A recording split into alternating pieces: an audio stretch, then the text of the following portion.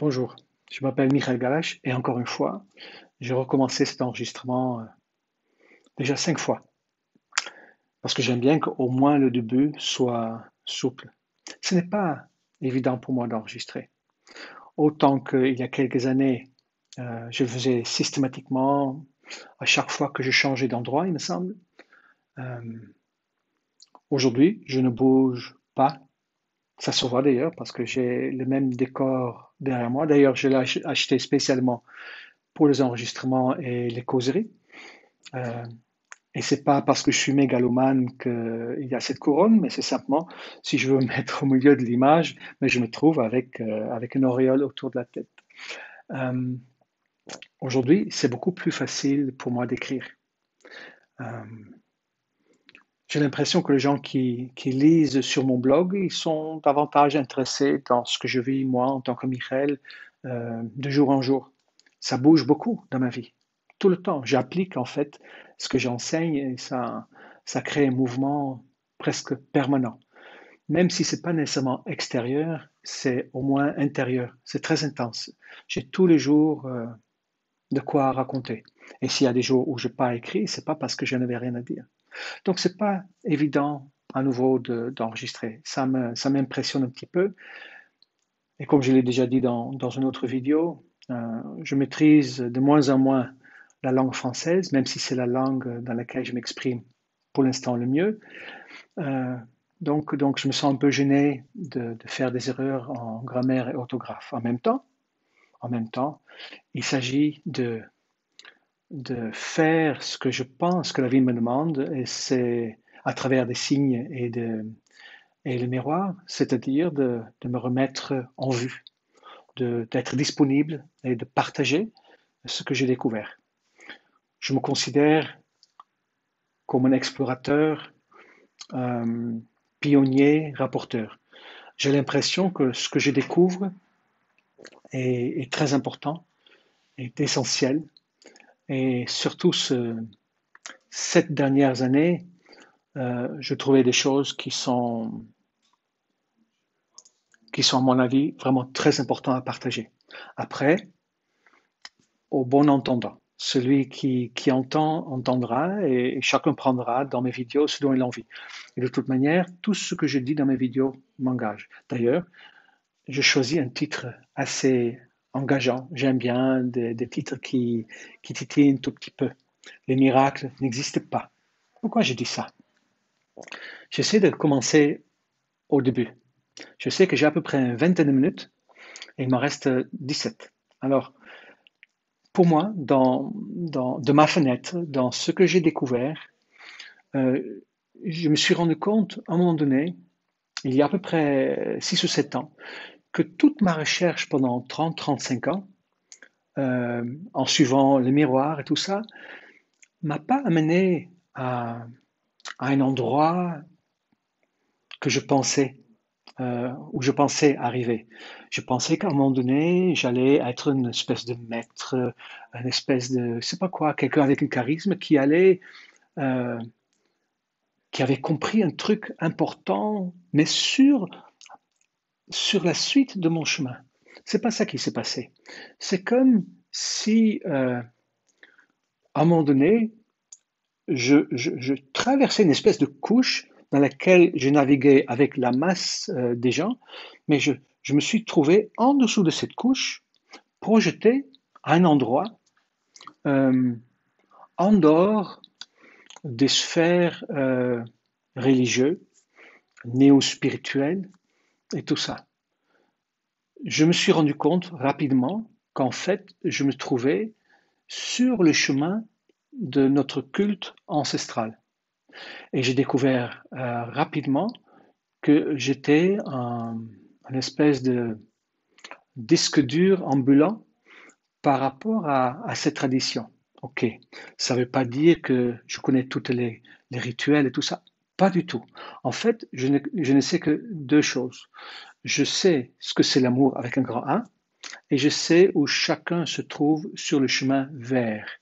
Et, et, et je sais, donc trois choses, et je sais comment amener quelqu'un sur son chemin et de le faire évoluer vers. Je saurais euh, recréer les circonstances adéquates avec des gens qui sont intéressés, bien évidemment. Je saurais recréer les circonstances adéquates nous permettant de nous reconnecter en groupe et de faire circuler cette énergie puissante que nous avons perdue.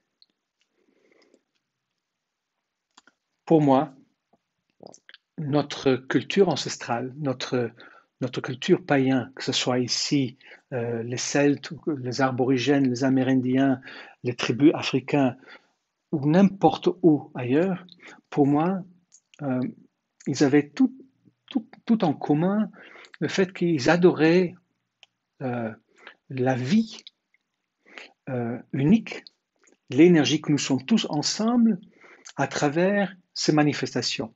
Que ça pouvait être le Nil ou le soleil ou les arbres, les animaux, peu importe. Mais je pense que dans notre culture ancienne, nous savions, euh, peut-être pas de manière consciente comme nous le sommes aujourd'hui, mais je pense qu'intuitivement, nous savions que notre lien avec le grand tout euh, était de cet ordre-là, c'est-à-dire qu'on faisait partie du grand tout. On était en fait le grand tout et chaque manifestation était le grand tout manifesté. Je pense que il y a eu un malentendu, j'aime bien l'appeler comme ça, et je pense que c'est venu à travers de mes propres racines. Je suis d'origine donc juif, et je pense que ça a commencé quand, au début du judaïsme, quelqu'un a compris, ou pense avoir compris, que Dieu était un. C'était une vérité absolue, bien évidemment. Le Dieu, si on l'appelait déjà comme ça, je ne sais pas, mais c'était en fait un dans le sens énergétique, dans le sens fondamental, nous étions tous un, et chaque manifestation faisait partie du un, mais c'était un. Sur le plan énergétique, nous sommes un seule entité. Mais la pensée commençait à grandir que c'était un en dehors de sa création. Et, et ça fait son chemin à travers d'autres religions.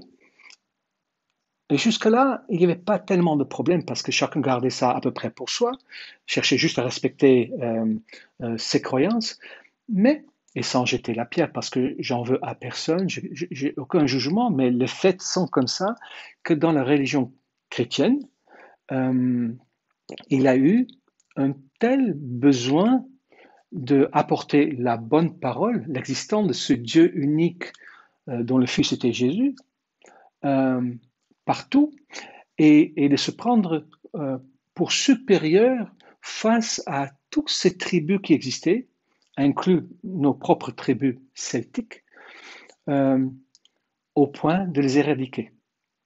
Euh, c'est un mouvement qui a pris à peu près 1000 ans, je pense, hein, entre le temps que Jésus a existé et le temps que l'Église prend pouvoir. Mais ça a fini.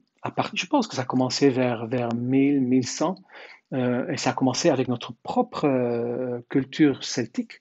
Nous avons éradiqué tout, partout, pas partout. Il y a des endroits où c'était tellement grand et ça n'a pas marché. Je me rappelle qu'au Japon, par exemple, que c'était très difficile, que les chrétiens ont été carrément rejetés du pays. Mais ok, ça c'est notre histoire. Mais de manière globale, nous avons euh, éradiqué tout ce qui pouvait euh, mettre en danger la croyance que Jésus était le Fils de Dieu et que le Dieu unique, son Père, était le créateur du monde à l'extérieur de lui. Euh, mais, et en principe, dans le principe, je peux le comprendre. C'est pour ça que je ne peux pas le juger.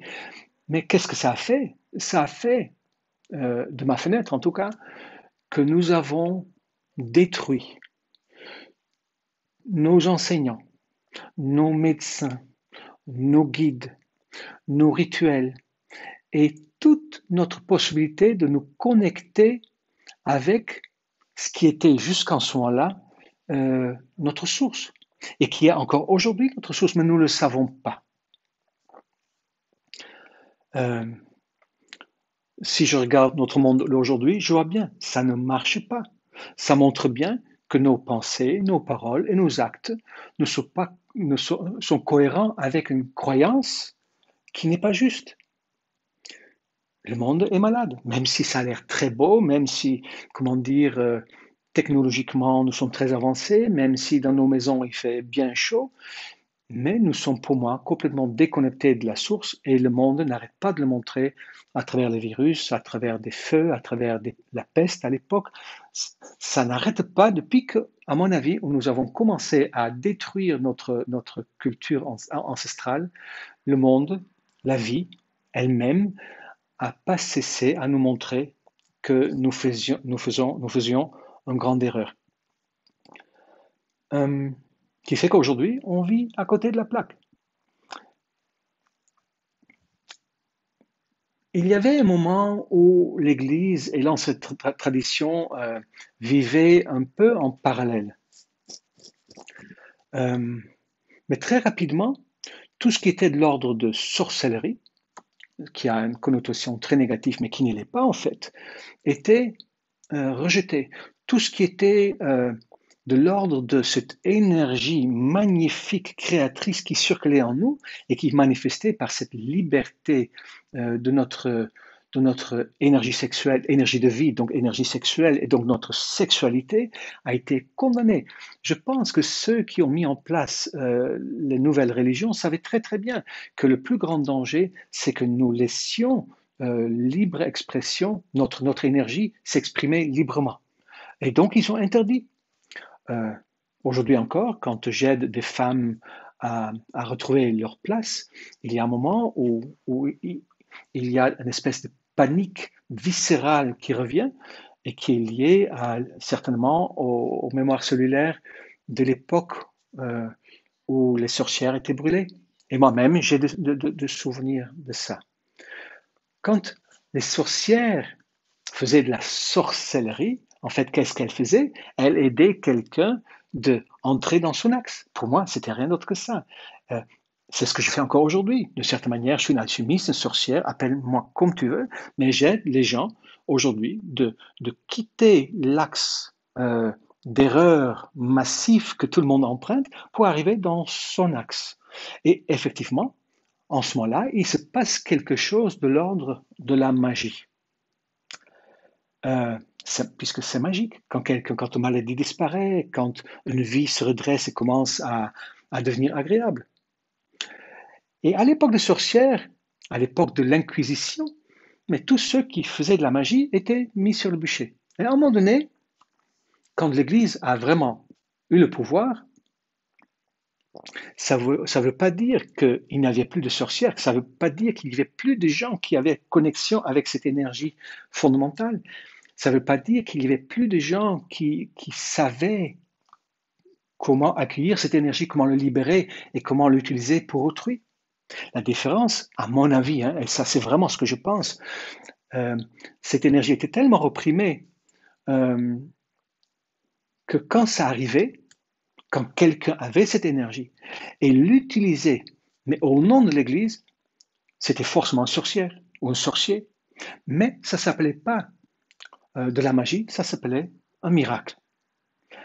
Mais c'était la même chose. Pour moi, dans mes croyances, l'endroit où il y a le plus de sorcières et de sorciers, c'est dans les monastères. Je me rappelle avoir vu des films qui m'ont fait penser à ça.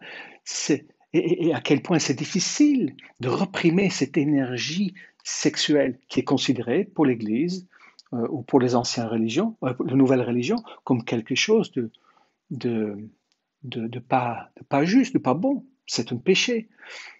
Si tu veux joindre Dieu, il va falloir comme son fils et être chaste. Alors que il y a d'autres versions de l'histoire du Christ, peut-être je le rencontrerai une autre vidéo, où effectivement il a eu des enfants, il a été enlevé de la croix, il est parti à Narbonne et il a créé une famille vers Rennes-le-Château. Mais il n'était pas chaste, il était marié. Et d'ailleurs, il y a des textes au mariage de Canaan dans la Bible où il dit certaines choses, ou sa femme, mais ça se dit uniquement à son épouse. Donc Jésus n'était pas chaste, en tout cas de mon point de vue. Ça c'est très personnel. Euh, donc quand, quand, euh, quand c'était au nom de l'Église que quelque chose, une espèce de redressement se faisait, c'était un miracle. Mais en fait, c'était de la magie pure et simple. Et pour moi, donc effectivement, ah oui, ce que je disais à la fin, c'est que pour moi, les monastères sont pleins ou étaient en tout cas pleins de sorcières et de ce style de personnes. Parce que je pense que l'envie, l'envie de la vie elle-même, c'est de se rejoindre. Je pense que le désir de chacun de rejoindre sa source, son Dieu, la vie, est tellement fort, cette aspiration est tellement forte qu'automatiquement ça enclenche l'énergie de vie. Et dans notre culture actuelle, mais le seul endroit où tu peux être le plus proche d'un Dieu quelconque, c'est dans des monastères. Ou dans oui, des monastères, que ce soit tibétains, chrétiens, peu importe.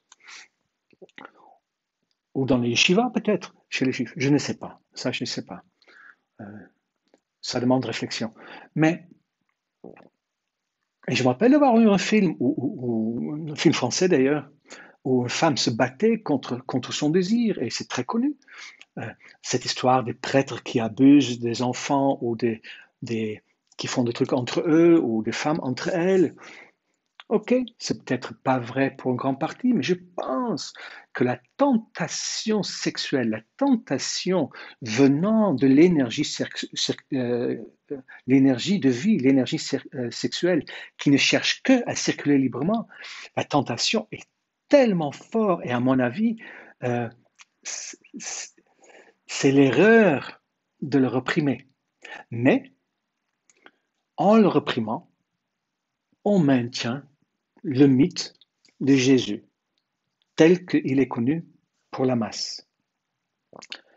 Euh, le grand défi dans mon élan, c'est de retrouver justement cet état et pour l'instant, j'ai l'impression de le vivre, et j'ai accompagné des femmes et quelques hommes, et j'ai animé des stages où j'accompagnais donc des couples, ou des hommes et des femmes qui n'étaient pas en couple même des familles, je les accompagnais à libérer cette énergie. Et en le libérant, de ne pas le mettre au service de l'ego avec ses blessures, mais de le mettre au service de l'être, bien évidemment. Si je mets cette force énergétique au service de l'ego, mais j'entre dans le monde du pouvoir, de la manipulation, euh, d'une sexualité déviée et tout ça. Si je le mets au service, mais dans ce cas, je trouve tout doucement, en tout cas c'est ce que j'ai découvert moi-même, à quel point cette énergie de vie, donc sexuelle. Certains pensent que c'est deux énergies distinctes. Je ne pense pas. Je pense que c'est la même énergie. Mais de quelle manière cette énergie par elle-même cherche à se reconnecter à la source. De le réprimer, c'est donc pour moi une grande erreur, tout clairement. De D'aller, j'accompagne depuis 91, 92. Et à chaque fois quand j'aidais quelqu'un à retrouver doucement son axe, à quitter le monde des religions modernes en quelque sorte et de trouver sa propre connexion avec son divin, il y avait systématiquement des miracles, de la magie, peu importe comment on l'appelle, mais ça n'existait donc pas.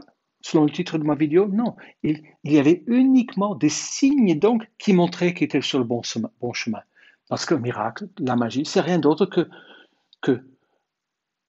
une manifestation naturelle de la vie qui dit tu es au bon endroit. Et si tu quittes le bon endroit, mais effectivement, une maladie, un malaise arrive. Et de quitter donc un malaise pour aller au bon endroit, mais ça a l'air magique, ça a l'air miraculeux, mais ça ne l'est pas.